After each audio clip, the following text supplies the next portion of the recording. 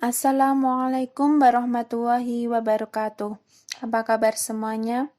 Alhamdulillah, pada kali ini kita masih diberikan kesempatan untuk bisa belajar bersama lagi pada mata kuliah geometri transformasi. Pada kali ini saya akan mempresentasikan mengenai pengertian isometri. Sebelum dimulai, perkenalkan saya Anis Yuliana, NIM 230701700038.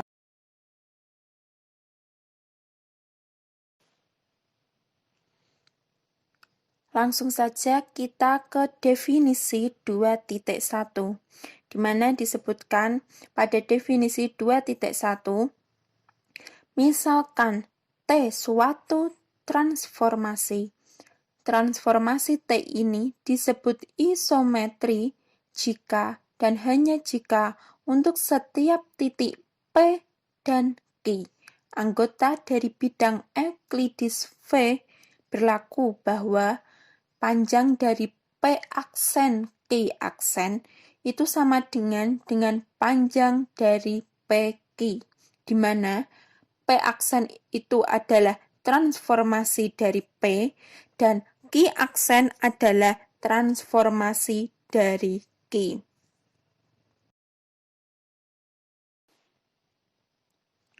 Untuk memahami lebih jelas dari definisi 2.1, kita akan berlanjut ke contoh soal.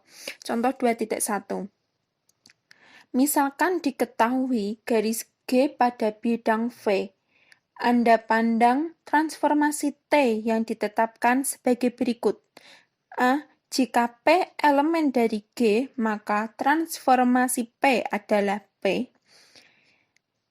Kedua, jika P bukan elemen dari G, maka transformasi P adalah P aksen, sehingga G sumbu dari panjang P aksen.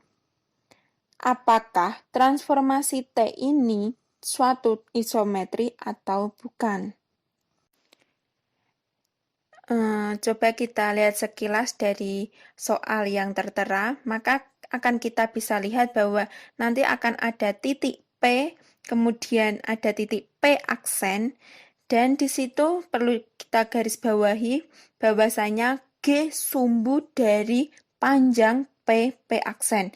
Yang namanya sumbu berarti nanti untuk G itu berada tepat di tengah antara P dan P aksen.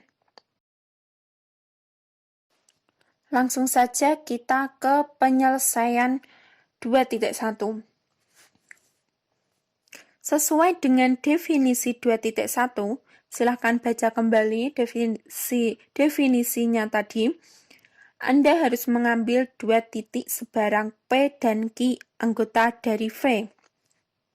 Selanjutnya, Anda misalkan TP atau transformasi dari P adalah P aksen dan transformasi dari Q adalah Q aksen. Dari pemisalan tersebut, Anda memperoleh dua hal, yaitu yang pertama, G sumbu dari panjang P aksen. Apabila Anda misalkan G irisan dari panjang P aksen adalah himpunan N, maka panjang dari PN itu sama dengan panjang dari N P aksen. Yang kedua, G itu adalah sumbu dari panjang Q aksen. Apabila Anda misalkan G irisan dari panjang Q aksen adalah himpunan M, maka panjang dari QM sama dengan panjang dari M Q aksen. Untuk lebih jelasnya, bisa kalian lihat di gambar ini ya. Nah, yang pertama kita buat titik sebarang dari P dan Q. Nah, kemudian kita kan tadi memperoleh dua hal, yaitu G itu adalah sumbu. Nah, garis G itu adalah sumbu.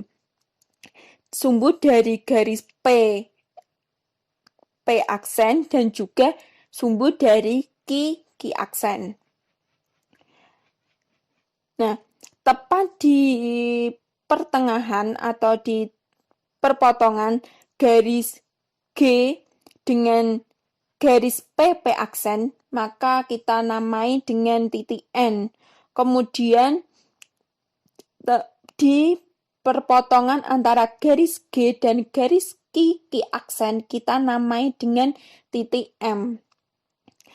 Kita ketahui bahwasanya untuk panjang dari PN itu sama dengan panjang dari garis NP aksen. Kemudian dan panjang dari QM itu sama dengan juga panjang dari garis Q aksen ke M.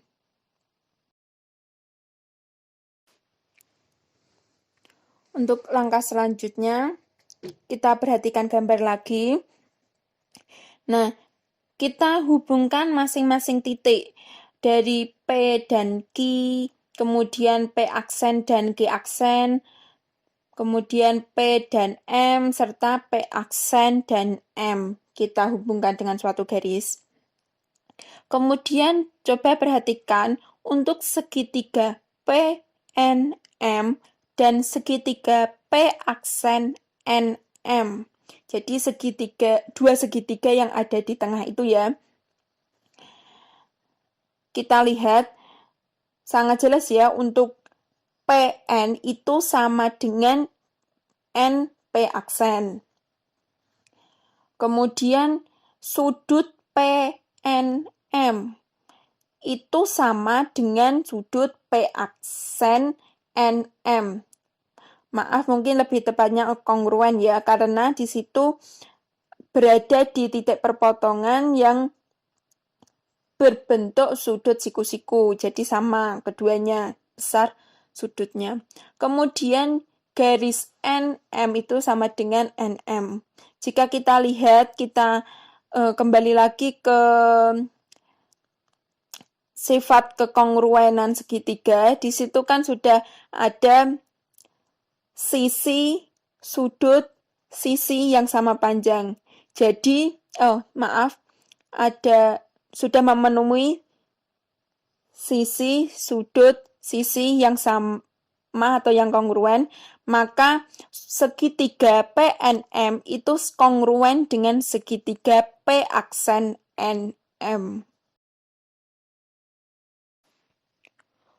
Untuk langkah selanjutnya, kita beralih ke segitiga PQM dengan segitiga P aksen Q aksen M. Dua segitiga yang ada di luar.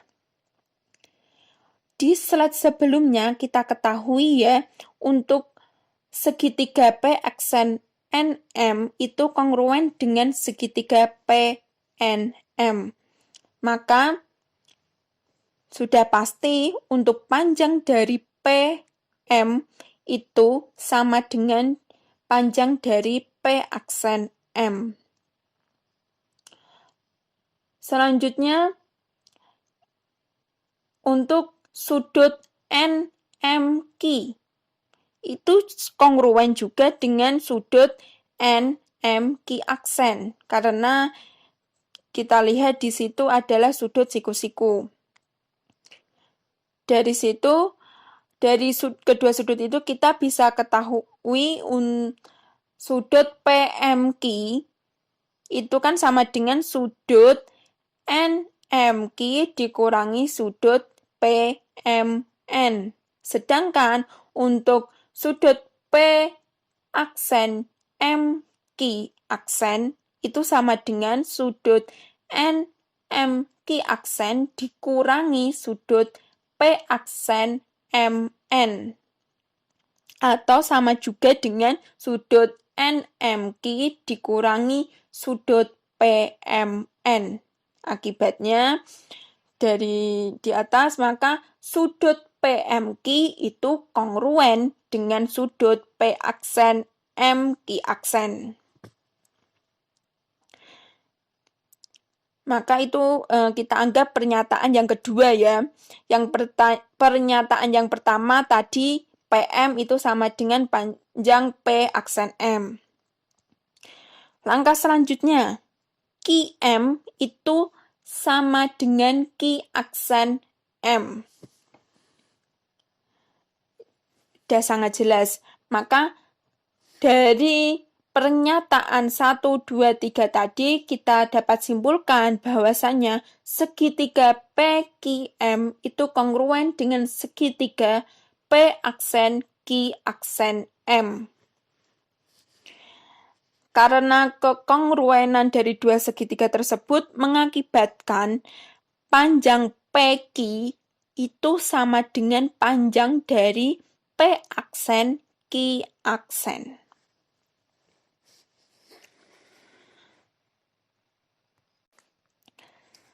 Karena P dan Q diambil sebarang titik pada V, Anda dapat menyimpulkan bahwa setiap pasangan titik P dan Q pada V berlaku PQ sama dengan P aksen Q aksen. Jadi, transformasi T yang ditetapkan seperti di atas memenuhi definisi 2.1. Maka itu dapat disimpulkan bahwa transformasi T merupakan suatu isometrik. Ya, sekian sedikit penjelasan mengenai pengertian dari isometri tentang definisi dan contoh soalnya. Untuk bisa memahami lebih lanjut, kita beralih ke contoh soal. Silahkan kalian coba untuk kerjakan latihan soal yang ada di slide ini. Yang sudah selesai bisa dikirimkan di grup WA, kita diskusikan bersama, kita belajar bersama, kita koreksi bersama-sama. Demikian yang dapat saya sampaikan. Terima kasih perhatian dan waktu teman-teman yang sudah memperhatikan video saya dari awal sampai akhir. Kurang lebihnya saya mohon maaf. Wabillahi taufiq wal hidayah. Wassalamualaikum warahmatullahi wabarakatuh. Terima kasih.